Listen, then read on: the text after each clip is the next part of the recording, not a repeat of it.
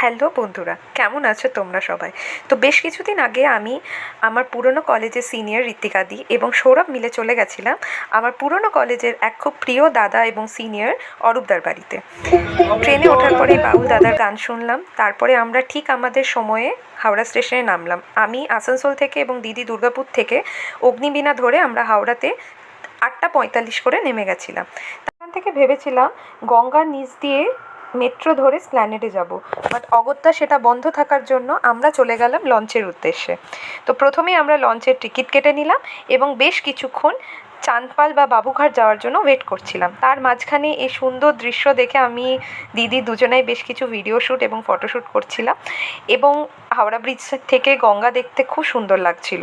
প্রচণ্ড গরম ছিল সেদিন, তো লঞ্চ আসার সঙ্গে সঙ্গে আমরা চেপে গেছিলাম, কিন্তু অবাকভাবে লঞ্চে চাপার পর ভীষণ সুন্দর হাওয়া দিচ্ছিল এবং আমাদের ভীষণ ভালো লাগছিল। তো আমিও বেশ কয়েকটা কেত মেরে ভিডিও নিয়েছি, ফটো নিয়েছি এবং আমরা বেশ অনেক মজার সময় কাটিয়েছি। কিন্তু মজার ব্যাপার হলো আমরা লিটারালি অন্য ঘাটে নেমে এখন আমরা স্প্ল্যানেডের জন্য বাস খুঁজে বেড়াচ্ছি। ঠিক আছে, কারণ কি আমাদের বাবুঘাটে নামার কথা ছিল, আমরা বিবাদী ঘাটে নেমে গেছি। তো এখন আমরা বাবুঘাট থেকে হাঁটা ডিস্টেন্স ছিল, বাট এখান থেকে অনেকটা দূর স্প্ল্যানেড, সেই জন্য এখন আমরা বাস কোথায় দাঁড়াই সেটা খুঁজে বেড়াচ্ছি লোককে জিজ্ঞেস করে করে। তো বুঝতেই পারছো আমরা কি ব্লান্ডার করেছি। তো ফাঁকা কলকাতার রাস্তায় অলিতে গলিতে ঘুরতে ঘুরতে আমরা ঠিক স্প্ল্যানেডের বাস পেয়েই গেলাম এবং স্প্ল্যানেডে নেমেই দেখা হয়ে গেল সৌরভের সাথে। সৌরভের সাথে দেখা হয়েছে। তারপরে আমরা তিনজনে মিলে প্রচণ্ড খিদে পেয়েছিল বলে চলে গেলাম স্প্ল্যানেডের বার্গার কিংয়ে।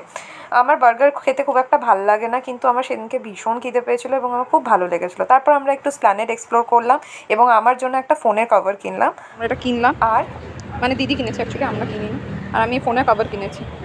তারপর সেখান থেকে চলে গেলাম আমরা মিউজিয়ামে। এটার প্ল্যান অনেক দিন আগের থেকেই করা ছিল এবং আমি খুব এক্সাইটেড ছিলাম, বিকজ আমার মিউজিয়াম দুবার ঘোরা, কিন্তু দিদি এবং সৌরভের একবারও ঘোরা নেই কলকাতা মিউজিয়াম।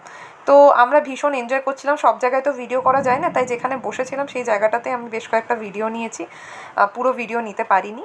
তারপরে বেশ কিছুক্ষণ মিউজিয়ামে ঘুরে ক্যাব বুক করে আমরা কৈখালির উদ্দেশ্যে রওনা হলাম, যেখানে থাকে অরূপদা।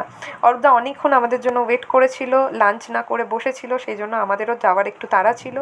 তো যাই হোক, এই সেই বিখ্যাত কলকাতার ক্লক টাওয়ার আমরা গল্প করতে করতে চলে গেলাম অরূপদার বাড়ি। দেখা হচ্ছে পরের ব্লগে, টাটা।